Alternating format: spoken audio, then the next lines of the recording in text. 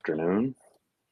Yeah, it all depends on where you're connecting and where you're tuning in to listen to this webinar today. And well, you can let us know where you located in the webinar chat. It's available to you.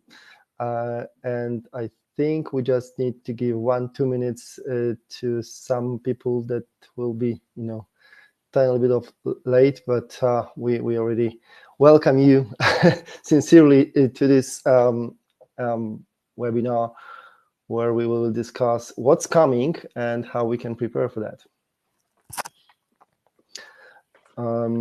As you hopefully have seen on the agenda today, we have we wanted to hear and describe exactly what's the situation like now and what's coming within the next 6 to 12 months, probably. And then we'll see what's being done to address the situation, and also how our unique know-how, the things that we do and we know of, could support you in the preparation. So we'll see. We'll take a look at the ecosystem of innovative training solutions, whatever is available now to support good onboarding. So that's the agenda. And I see that people are still joining, but I think we can start introducing ourselves. Some people might know, one of us, but John, could you tell everyone what's your experience? Yeah, Arik, thank you, and welcome everybody. I see we've got a couple of responses, Bay Area and India. India is Hello. making a lot of noise in semiconductor these days. My name is John Jakari. I've been in semiconductor industry for 27 years, more than half my life already. That went fast. All of that has been on the capital equipment side. So I started my career with SemiTool. Some people on the call may remember SemiTool. It was a great company, got acquired by Applied Materials about 16, 17 years ago. I stayed with Applied Materials for quite a few years, then went over to Class 1 Technology, a smaller equipment vendor. And then in April, having seen what's going on in workforce, I saw an opportunity to engage more directly with fabs, and so I formed a consulting company, Tech Sovereign Partners, to do exactly that. And Arik, maybe you can introduce everybody to yourself. Yeah, thank you. Well, I started equally ambitious. My first job was actually 6 Flags St. Louis, and then swiftly I moved on. Completely pertinent. Yeah. I moved up north to Wisconsin, and then across the pond to London when I joined forces of actually amazing IT company, international IT company.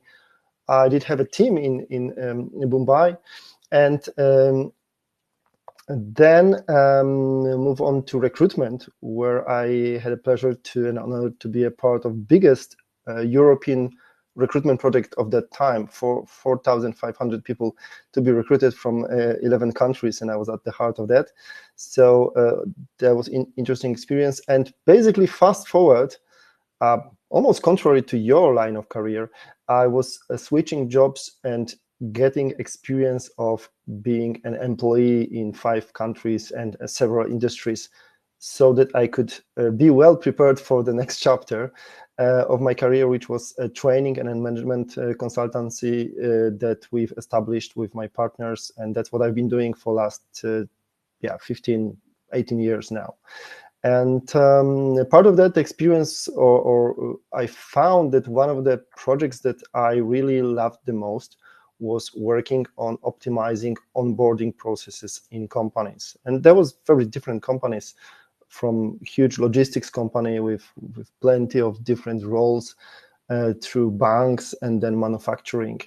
And I've always found fascinating 2 things about onboarding. One is that this process is so neglected in so high-profile companies with brand names recognized by everyone, and still the process is lacking for some reason. We'll dig into that today.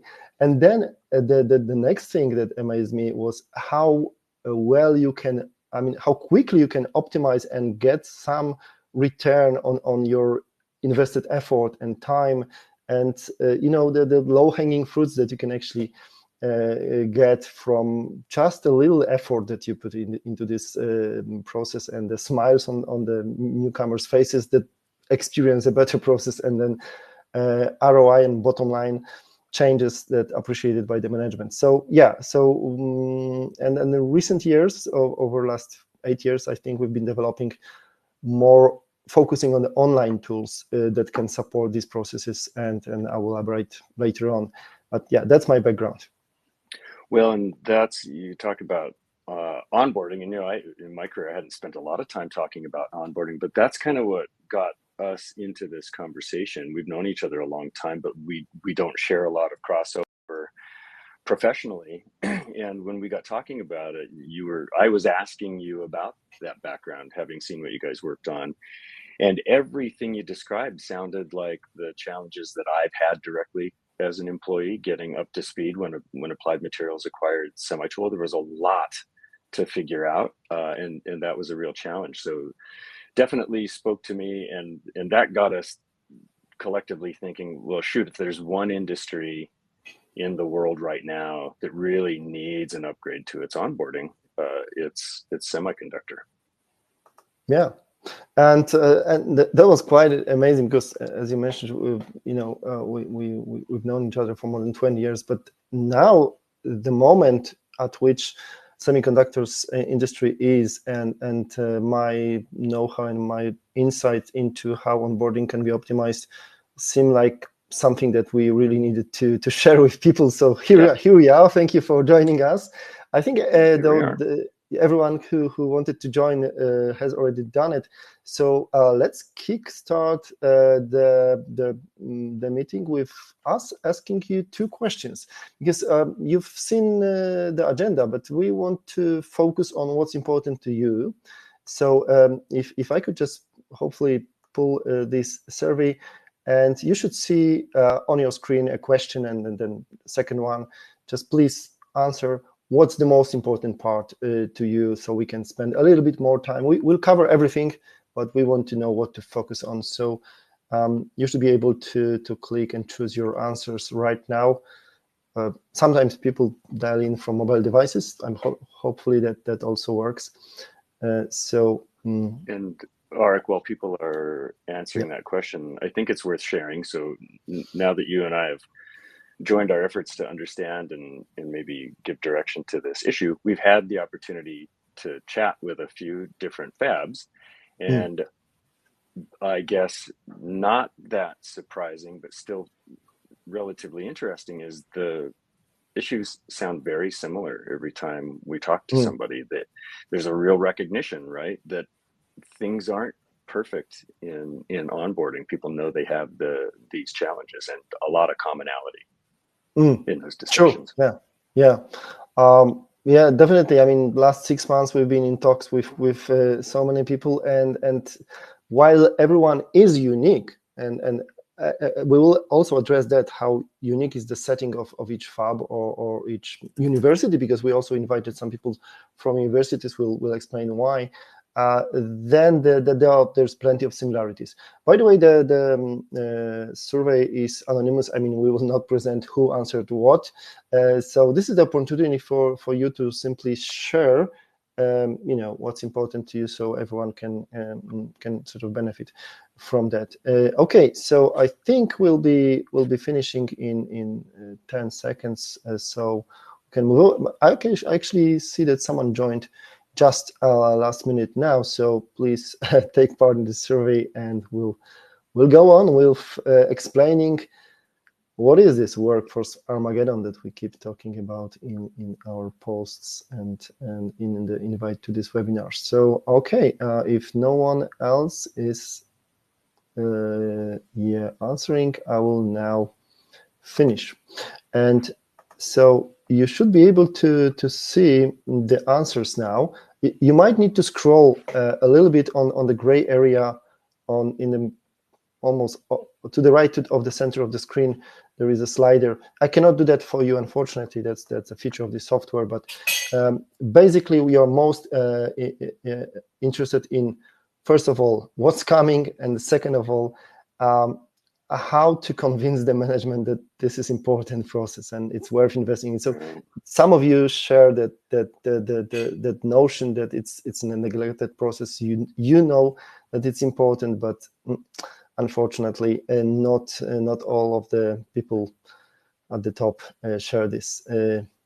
So thank you for that. That was a quick one. Just wanted to also show you that this will be hopefully interactive. So you have the chart. There will be some surveys, but we'll do some talking as well. So brace yourself. So John, what is the current landscape?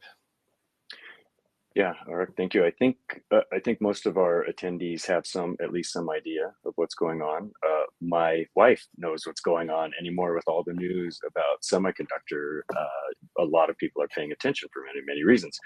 I've been, and you know this, picked on a little bit for calling it Workforce Armageddon. Several people have said, isn't that a little bit over the top, Armageddon? It is, but I would argue that it's over the top because the issue is actually over the top. I think everybody's already aware the proliferation of devices that semiconductor makes. It's in everything that you touch now. It's in your cars, it's in your earpods, it's in your watch. It's starting to work its way into your clothes and satellites and missiles, and all of that is expanding. And I think that part people know. The part to some extent, I think I didn't realize how many chips are in the car, for example. That surprised me. Very true. In your average internal combustion engine car, so we're not even talking electric vehicle, there's around 500 chips. 500 chips. Sorry, 50 is a lot. It's actually 500. Yeah. It's actually 500 chips, and then an electric vehicle, it's 3-4 times that. In some cases, 5 times that. Yeah, chips are ubiquitous. They're everywhere we go. I think you can go to the next slide. In addition to the fact that there's chips everywhere and all of them are growing in demand, there has been this added complication in semiconductor. I've said that semiconductor is going through an inflection.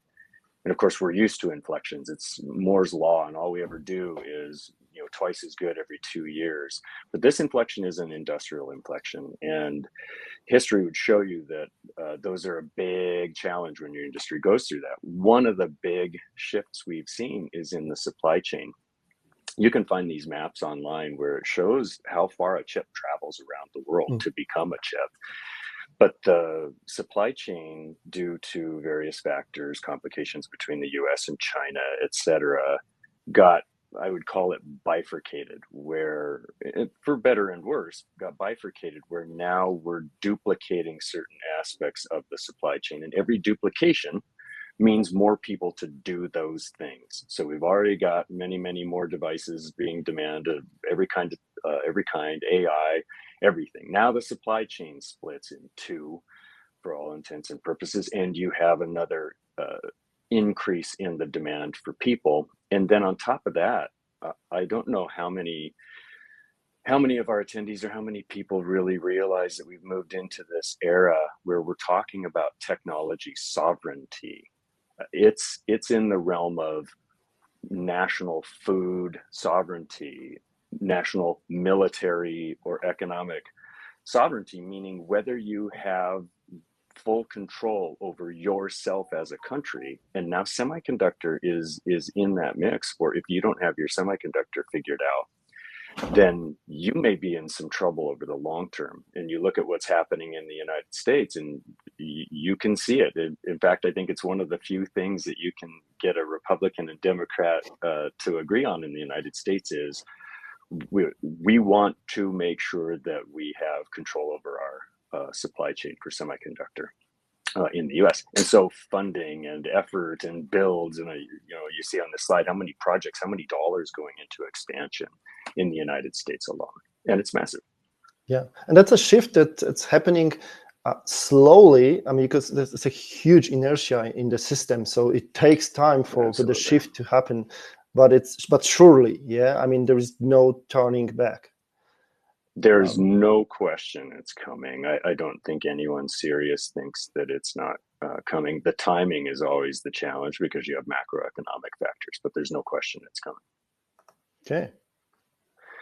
And then all of those challenges, right? And this isn't everything, but I think another thing that gets overlooked a little bit is all of that lands on top of workforce dynamics that were already in place in semiconductor. The peak in workforce for semiconductor passed some years ago, and since then, for various reasons, people made a lot of money on their stock and retired early, and early voluntary retirement programs were very lucrative, and people with a lot of experience took those. We've had our cycles of layoffs, and we've lost people to Apple and to Google and Meta. So there's been a pretty significant drain on people already, and now what we're asking for is a bit of a recovery from that. And you have to deal with the overall attitude of a younger workforce when it comes to manufacturing jobs in general, which is it's another hill to climb. Yeah, because that's surprising. Who wouldn't like to work in this modern cutting edge industry? And what's happening? Why people are not that eager to join? Well, manufacturing jobs are tough anyway. You can see a revitalized effort in the United States to advertise manufacturing, and semiconductor takes that. It's also a stressful space. Let's not forget it. Everything you hear is technology, but in the end, semiconductor is factories and people working in factories. And it's a challenge to sell that job to a younger workforce. Yeah, so we came up with those predictions forecasting that, these numbers. We did. So people tell me, again, like the Armageddon, why you've been blaming this so much. We've been through this before. We've had cycles up and cycles down before. We've had cycles up and down before, but nothing like this. Everywhere you look, it's clear there's a sea change. When you look at the sheer numbers, they're almost hard to believe. 160,000 new jobs in semiconductor in the next few years, just in the United States. And when those projections are estimating that something like 45,000 or more won't get filled at all, that should terrify people, and that should look like a space we've never been before. Wow. And so translating this to someone here listening to this webinar, how does it translate? Right. So like the numbers we have, let's say you go to hire 100 people. First, with your best efforts, you only get 65. That's a third of your job openings that you don't fill. And so that suggests that the ones you did fill may be underfilled. You had to make exceptions to the background of the people that you're bringing on board, just for the simple fact of getting anybody at all. And that puts a lot more stress on new employees who have a lot of things to figure out because they're figuring out how to be part of your company. And they'll lean on the experienced workforce that you do have, the people who have been around. It's a smaller number now, and there's this bigger burden because you've got this influx of less knowledgeable people that stresses everybody out and creates new complications at a level you haven't had before. All right, but obviously, if there are predictions, if there are forecasts, then these issues are being addressed, aren't they? Yeah, nobody's flat-footed. It would be wrong to say nobody's doing anything. And in fact, some really great things are happening that I would argue are long overdue. We can talk in a little bit of detail about universities. So universities, I've made the complaint for a lot of years that universities focused too much on device physics and material science, so that people understood exactly how a semiconductor chip works. But like I said before, in the end, it's a manufacturing facility, and how it works, that's not what everybody's working on. It's getting parts made, making sure systems are in place. It's a lot of manufacturing. And so the universities are doing a great job. We need that. You see also community colleges and workforce groups focusing more on apprenticeships and vocational training, I would even say. And all of that stuff is very important, very vital, and very good. But it doesn't necessarily change the experience once that employee shows up. And now they need to know how to be an Intel employee or a TSMC employee, or they need to know how it is, what it means to be part of your company. And that's the piece that I think you and I both agree we don't see enough attention to. Yeah, because you're getting perhaps a bit more of those puzzles, if we can refer to people in this way, but Right. will they fit to your specific layout of your fab, of your place is another story. So as an extreme example, you can look at TSMC in Arizona. TSMC, arguably the most successful company in our industry, and look at the struggle they're having integrating Arizona employees into their culture and into their, they're a winner. And they're having this kind of struggle. The story repeats itself. They just announced opening a new factory in Europe, in Germany, and they are about to face similar issues. And there's also Japan, and wow, so integrating people into your fab. That's, I mean, after you chased them, you found some of them. Let's sum up what you've said. So you need to find new employees fast. I mean, I think we haven't said that before. Not today, maybe for some of you. So it doesn't feel like, because maybe even some of you, maybe even you're laying people off, or I mean having a downtime at the moment. We are talking about the wave that's coming in, but it's coming quick. It's 6 months, it's 12 months, depending on whoever we are talking about, where is on which cycle your fab is, but it's coming. The wave is coming for sure, and it's bigger than ever. So you spend money training them. Then we haven't mentioned that not everyone will survive the onboarding, as in when you're doing this rushing and you had to compromise on some of your requirements, perhaps hiring, then not everyone will fit the bill, and some people will leave after you spend so much money on them, and then some vacancies will still remain, and the possible mentors, people who could introduce them to your processes will be overwhelmed. And how does it translate to the factory or the organization life? What does it mean? Right. Yeah, again, it's factories, right? I've said that a few times. So when you don't have those efficiencies there, that slows production. And it's hard, it's actually kind of hard to make money in semiconductor consistently. So that slows production.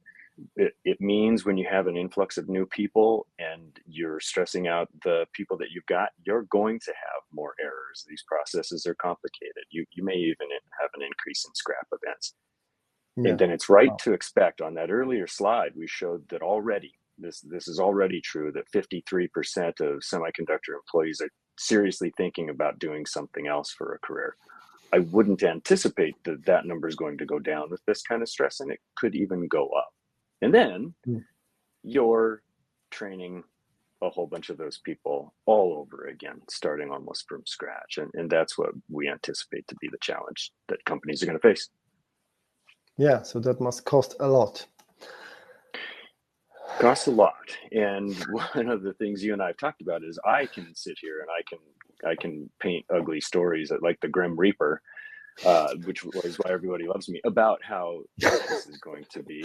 And I know it's got a cost, but I don't know what that cost is. You do. And that's the background that is intriguing, of course. You do know how much this costs companies. Yeah, after I've heard so many stories about, exactly this, what we are showing now on the slide. Well, I thought, well, let's sit down and actually calculate that. Let's find out how much does it cost, or how much you can save or not lose when you optimize your onboarding. And I just wanted to share with everyone the first free asset that we can share with you. And I think, because you've highlighted that one of the most important things on the agenda is how to convince the management. So this is one of the tools we are really giving you. So first one was, just drawing the picture. You can use our slides if you like to build your case. But now I wanted to share with you that on our website, we'll put a link to that. There is actually something that is very simple, hopefully, and it's interactive. So all the numbers here will be input by you. You just choose from those drop downs whatever is true to you, how many people you hire monthly, or you can calculate it from yearly, and then you'll see some huge number, and you probably won't believe that, because I can promise you it will be much bigger than whatever you've expected it will be. And then you can feel free to dig deeper and again input your own numbers. And at some stage you just need to estimate or saying, okay, looking at our onboarding process as it is now, if we put some effort in it and streamline it and create an internal project of 3 months, and maybe we utilize some of the tools that we'll be talking today, by how much we can improve it. And then if you input those numbers, you will see the figure that's true to you. And I promise you one thing, the figure will be bigger than you thought. And the second thing I promise you, you won't be able to live with that figure going to loss once you realize it. And feel free then to perhaps invite someone from finance just to double check and introduce all the figures that are true to you.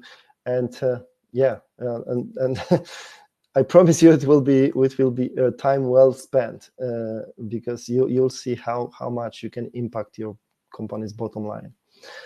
So yeah, it is a costly process, this onboarding, if it's not optimized. Well, and I know we were talking about all the issues, and again, gloom and doom, and I'm optimistic. It sounds so negative. I'm optimistic. I think solutions live, and again, that's why it was interesting to catch up with you after so much time, because it's not that hard.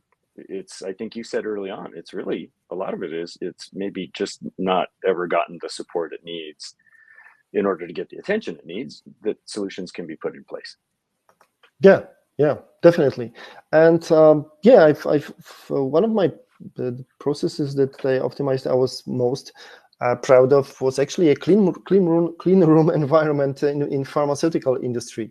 And again, we find that I wanted just to share with you a little bit of know-how that you can put to work right away without any further. I mean, if that's anything, the one thing you take from this webinar, you can just use these five key or 5 steps to optimize your onboarding process a little bit. So first of all is take a hard, realistic look at what the process is.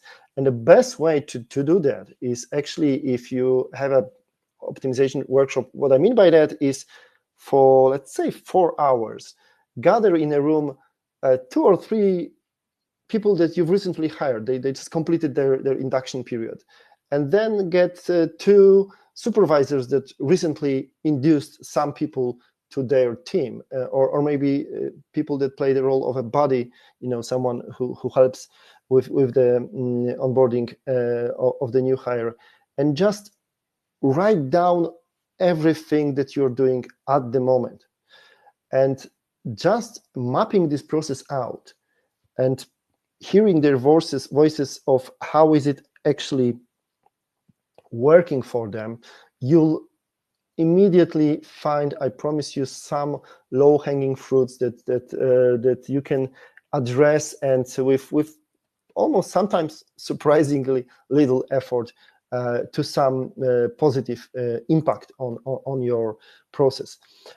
And then we know checklists, and probably, hopefully, you have some checklists in your onboarding process. But what I advise is to list every single task that is in the process. And if you do your job well, it should be between 70 to 120 individual little things before you can actually mark this person is fully performing and induced into my company. So it could be surprisingly long. But then there is this term implementation quartet.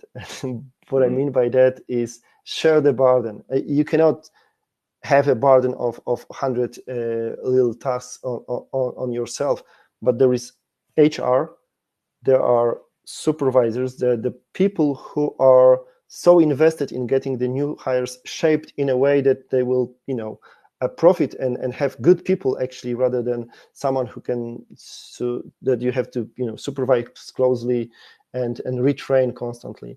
And then you have the buddy or someone who's the mentor to them, and then you have the new hire. And yes, you can have some tasks in the onboarding assigned to the new hire, as long as you provide them with the roadmap or the checklist. So, I mean, this is all very, very, very quick. We don't have much time to elaborate on that, but you will find that some of those items from the checklist you could actually take online. And then, if I was in the workshop, you would probably also find out that what can help, to your surprise perhaps, could be the gamification of the process. That's a new term, and we'll elaborate on that. But yeah, these are the 5 steps that I think for anyone can improve their processes. So it's, as you mentioned, that's obviously quite a few details, and this is your entire background, by the way, right? This is what you've been doing for a lot of years, giving guidance to companies on how to improve onboarding. If somebody here wants to dig into this topic further, because I know we're going to talk a little bit more about I mean, people want to dig in. Yeah, if you wanted to sort of align it more to your specific situation, we do have this option that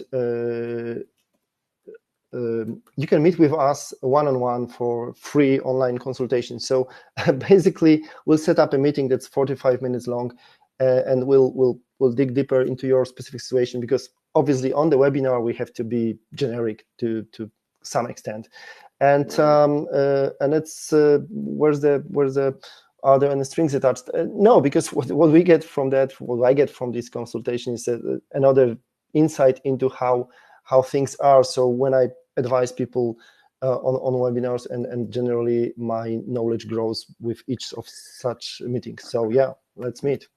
Similar to the meetings we discussed earlier, where we've gotten a lot of feedback already. Yeah. Turning then to you mentioned shifting knowledge to the online world. I think a certain aspect of that, with some common use, then is, we'd say, e-learning, right? These e-learning platforms that we've all used, highly successful. They work every time. Yeah, I mean, they should. I mean, 30 years in, they should be optimized enough to be, I mean, almost perfect. And we sometimes, that's what we do. I mean, we are busy with other assignments, so we just buy access to this library of courses that are off the shelf, and pardon me for saying, but offload it onto people, saying, hey, here, I mean, just log in and utilize whatever's helpful to you, and just have fun with that. And that's just a dump truck of information, right? Yeah, unfortunately. And the experience then resembles your family night trying to watch Netflix. I mean, yeah, there's plenty of good stuff there, but between the 4 of you, when you try to agree on what to watch, 20 minutes later, no. Yeah, you are not a happy bunch. My son calls it family search night. Yeah, you spend the time dedicated, but with family, you might have 2 hours dedicated.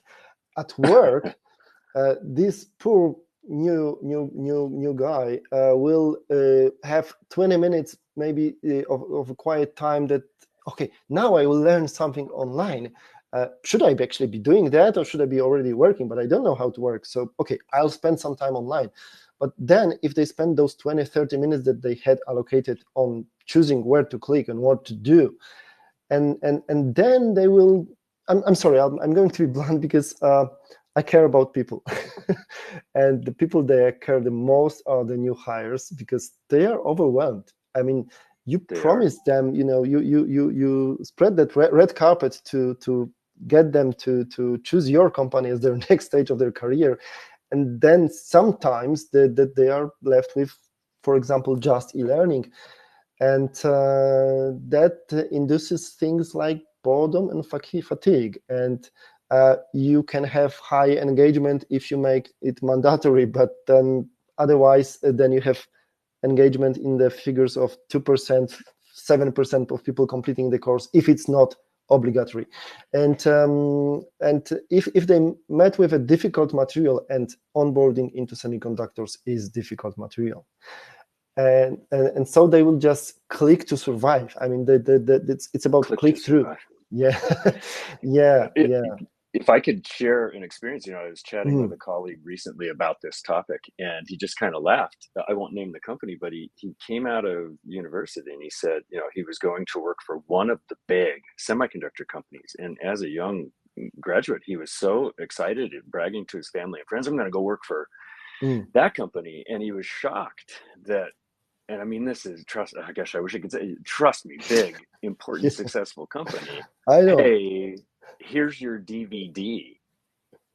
Yeah. And he said when he put the DVD, in fact, DVR, he put it in, what he had was a camcorder recording of an in-person, in-class presentation.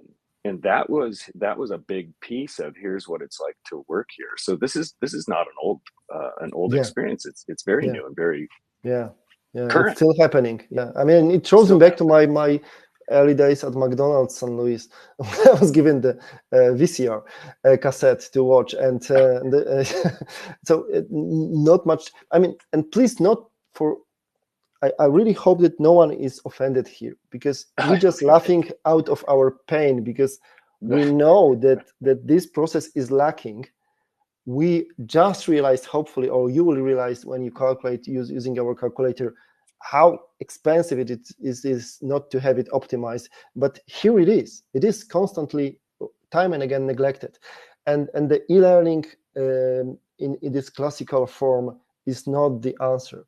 It's really not, and you have some very fake data that you're reporting. I mean, not intentionally again, but people, as you told me, you completed an e-learning course during your induction, and you completed, and the other person completed. But then when you asked your colleagues what they remembered very little. But in the reporting sheet, they would be, you both would be reported as someone who completed the course. So.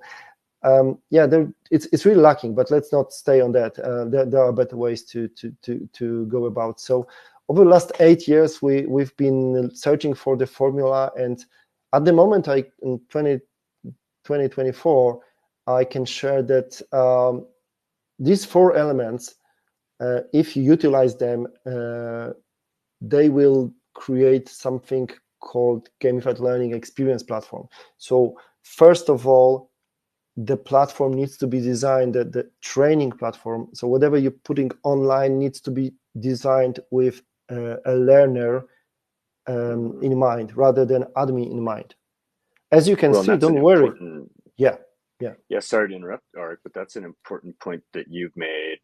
I experienced it, but it became clear when you highlighted that really most of these e-learning platforms, it's there to be able to check boxes, to say things happened, people completed. It's really more for the admin, and like you've said, it's not really geared up to promote the success of the learner. You honestly, as an HR professional, and you can't actually tell whether they're learning anything or not.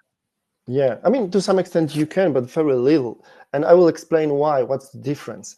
So let's just go from left to right. So first of all, gamification is a using elements taken from video games to something serious, something that is actually matters in the real life.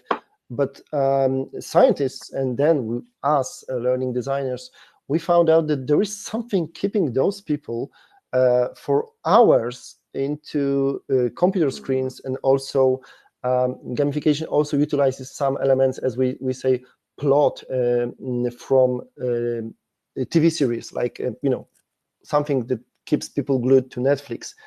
You binge watch 7 seasons of Friends, and you don't complain, and you remember what Rachel said to Ross. But Yes, then I you do. switch on to e-learning, and you hardly remember anything. So those elements are really efficient in getting people engaged.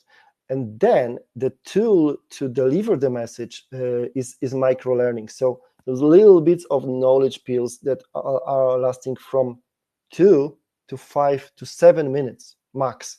Yeah, not 40 minutes lessons. No, forget that. Right. Attention span of any contemporary human is not that long to survive that. And once you have micro learning, so those little bits, you can actually test them much more frequently after each of those small experiences. And because it's a bit of a game-like experience, they will not perceive it as a testing, but as a challenge, an obstacle in a game to overcome, to progress to the next level, to progress on their progress bar. So that's really something that works. And contemporary, everyone talks about AI. We need to talk about AI as well. Well, for 4 years now, long before ChatGPT was that popular, we've actually utilized AI algorithms that serve, for example, for smart and adaptive feedback. So depending on how the person is doing, they'll get different feedback, but also for smart repetition. So each individual learner will have a different set of repetition prepared for them by the algorithm. And as we said, boxes needs to be checked, and you need to be able to report on people's progress, and even you need to be plugged into the main ERP system to report on the company. And yeah, that's given. That we don't discuss that, and you'll have actually much better reports when you utilize a gamified micro-learning platform than anything else. Yeah. So if you follow that path, that the left-hand box can turn into this right-hand box where people actually are interested to complete the training, and they are hooked on that, and they and at the same time you can monitor much better than ever before, because you have so much more data points to go on. Well, so all very interesting. We said earlier one of the challenges, and it was highlighted in our first survey there, that one of the biggest challenges is getting management to hear you and understand that it's a problem needing a solution. And I think what you're telling people is, they need to go to their fab director and say, hey, real quick, we've got this workforce Armageddon coming, and I have a solution, boss. The solution is have employees play video games. Yeah, that's what you're. Yeah, that might not Pac-Man, be, boss. Yeah. Well, if you're saying that's not serious enough for them, well, let me talk about something serious, as in preparing for peace, hopefully not for war. Army is one of the sectors that's been utilizing gamification and games. These are the two different things, but gamification and games for decades now. And I think we just found some of the snippets from quite respectable sources, showing that it's been used, it is being used, and it's going to be used more and more because it works for so many reasons. Basically, this game industry is a huge industry that works on human behaviors, and they have plenty of money when they set the behaviors right. So that's how they earn money. So that's why they are doing best job of any industry. So we are in the learning industry. We need to learn from them and utilize that. So basically, it's not less about video games and games at all. It's more about those elements that we can pick from those games, so so people can be engaged while they're learning and actually spend time and learn in a self-paced way the things that we need to get across, which are neatly provided for them currently in the format of a PDF. Yeah, right. Long and that's long, Gen Z PDFs. dream. Oh, right, exactly. Yeah. So part of the strategy is, it's funny how often you get into these conversations complaining about the next generation, of course, and whether they're legitimate complaints or not. But maybe part of the strategy is just hope against hope that Gen Z is going to like reading long PDFs filled with jargon that they don't quite understand. Kids bored with a screen in front of their face, they're probably not going to do it. What with gamification? I mean, you're talking about something that's truly boring. Yeah, and when you say game, that's not boring. Yeah. So I'll refer to what I know best, which is the solution that we have devised for the semiconductors industry. But there are some other providers. But from my experience, the way we approach it is that we get whatever you have currently as source material for onboarding, and our people transform it into those micro learning knowledge pills, and those pills will need to be always somehow interactive, short, so you spend 2 to 7 minutes max on each of those, and they need to be easy on the eye. I mean, you need to like what you see.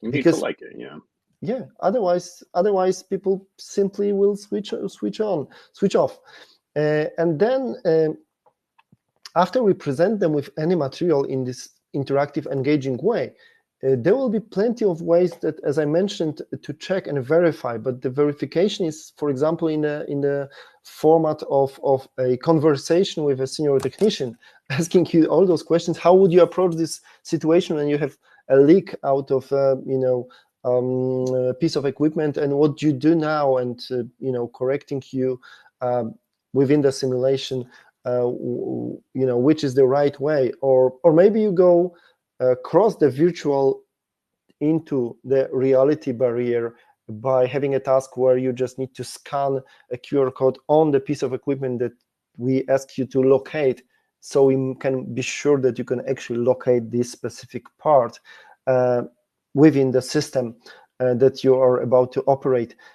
So these are, as you can see, all the elements that take the burden of those mentors, of those training officers, that will be stretched and lacking and few, and they will be busy.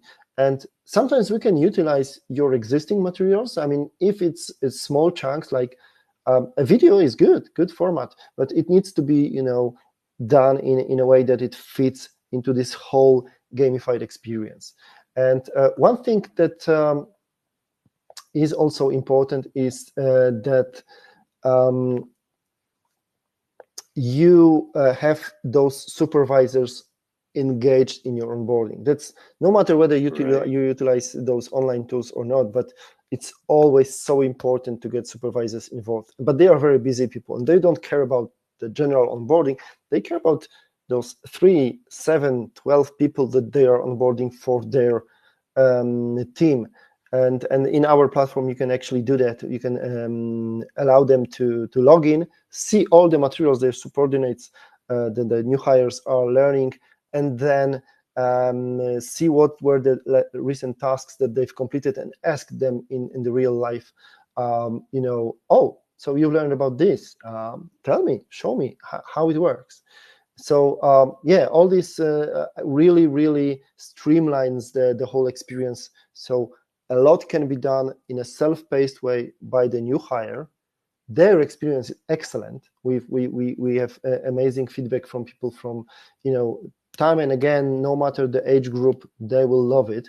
And then, interestingly enough, it's not only colorful and interesting for the learner, but you have a great admin panel allowing you to pull all those reports, all those precious data that you need to have. Yeah. Right, and that we always get a lot of really strong feedback on that piece. You know, nobody's questioning the HR managers and workforce leaders in a company. They have to have some way to measure the effectiveness of their onboarding, and not only is that not taken away here, but it's a lot more indicative of the actual experience and learning, as you say. So that's always a big hit in our conversations with Babs. Yeah. And I mean, feel free to ask any questions. You know, the chat is for you. You can utilize that. And just one more thing, because whenever you hear games or gamification, there are those badges, leaderboards, rewards.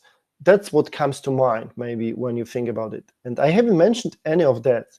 Just mind you, what is really motivating people. We are not buying motivation here.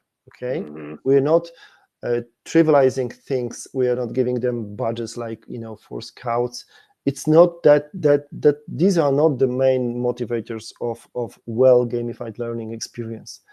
What is the storyline needs to be engaging and you know, relatable for the people. The learning itself needs to be meaningful. What I mean by that is they are learning the things that are useful to them, and not some other stuff because we just thought it would be cool for them to learn it.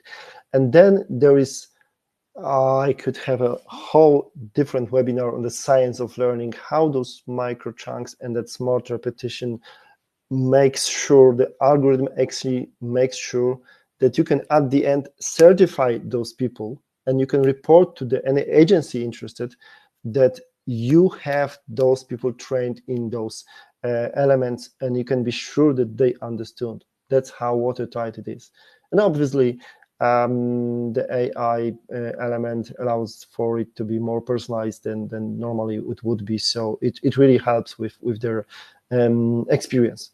But I really, I mean, I would like to talk more, but we promised you to show you how the landscape is, what's the Workforce Armageddon, and what are the possible solutions. But if that part, the part that we've been showing, actual gamified learning platform, is interesting to you, let's first of all we can meet one-on-one, and you know, no strings attached, and I can one-on-one share more of cases that we have completed from mining industry, for example, the copper mining industry, or white collar industries like Deloitte.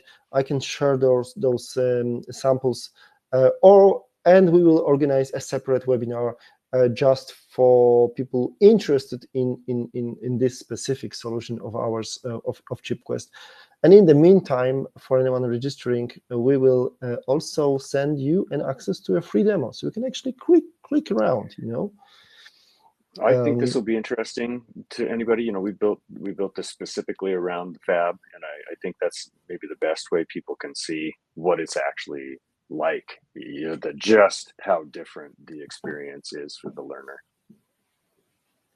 Yeah, so feel free to reach out to us, and we'll provide you with the access to the demo. So yeah, we promise you some value. The three things that we actually are sure that we can provide you is you know, one-on-one meeting where we can discuss your specific situation. You have the access to the demo, so just click around, see how it works, and maybe it is applicable to you. I'm sure it will be, because just a point to note. Remember the puzzles when we talked about all the effort that is currently done by universities and vendors being a little bit, by definition, generic and not suitable for your fab, maybe. So these platforms, we make them bespoke. They are for your fab, for your systems, for the equipment that you have, for your context specifically. They are branded to you. So that's how we work with it. And the perhaps most important tool and take out from today is the ROI calculator. And please utilize it and speak to the management about those figures, because they will be, you know, surprisingly high.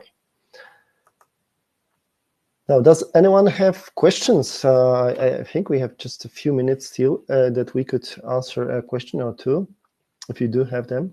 I mean, we talked a lot. Yeah.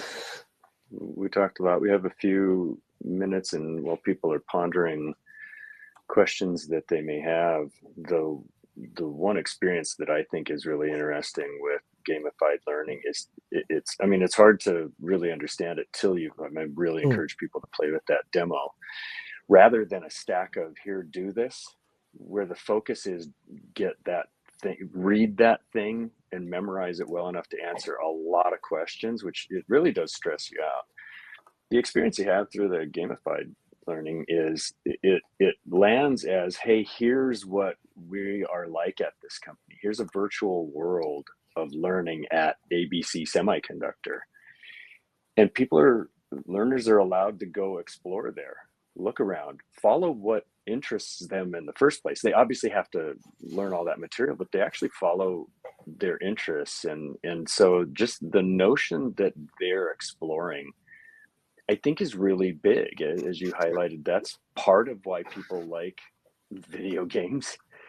But why not let them actually see how intriguing you are as ABC Semiconductor or your company, and go to learn who you are and then who they are as a part of that company, which is a big change. Yeah, I'm sorry, I laughed at the comment that we missed. And I hate for this webinar to be remembered as the Netflix one, but I highly recommend Trailer Park Boys. Thank you, Blake.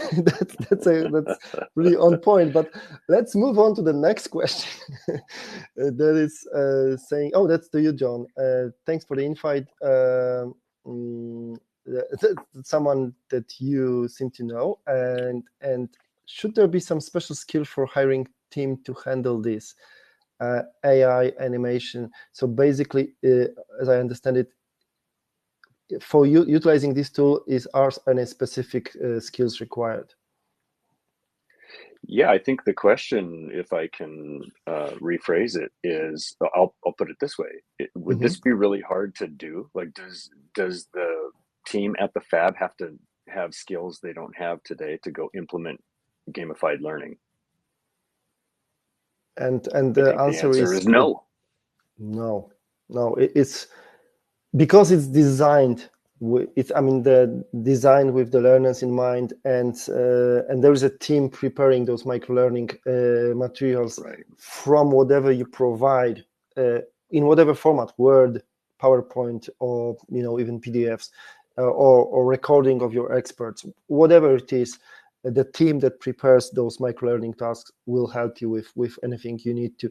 You could do it on your own if you have the skills, yes, but the platform allows for that. But other than that, hardly. It's not an even IT project. It's an access to a website that is tailor-made to you and made available to the learners via tablets or mobile devices. Yeah. If I could, because we get questions like this a lot. It seems hey, it's very beautiful. It seems like it's hard to implement. Really, I'll oversimplify, but for the HR and the workforce team in the fab, it's really providing the access to those materials. And then the team on the ChipQuest side doing the work of converting those into that gamified world. And then in addition to that, having, with ChipQuest, we've got the internal, call it contextual understanding of the industry, where we can even relieve the burden of what is the context of that statement, what is the even just the translation of the jargon. That's usually pretty heavy. The team can handle that too. And we have another question. I really want to answer. Thank you, Lindsay, for asking that. And today we focused on factory floor almost, but I come from the background of onboarding people. Deloitte, very white collar, if you allow me. So very close to. It's actually they've been utilizing this tool for last 5 years, and for extremely smart university graduates to be recruited and selected and onboarded into their mergers and acquisitions financial advisory part. So yes, I can confirm, and we have worked with, I think, 4 banks by now in banking industry for induction. So, and the Saint-Gobain that we present here, they are industrial glass company.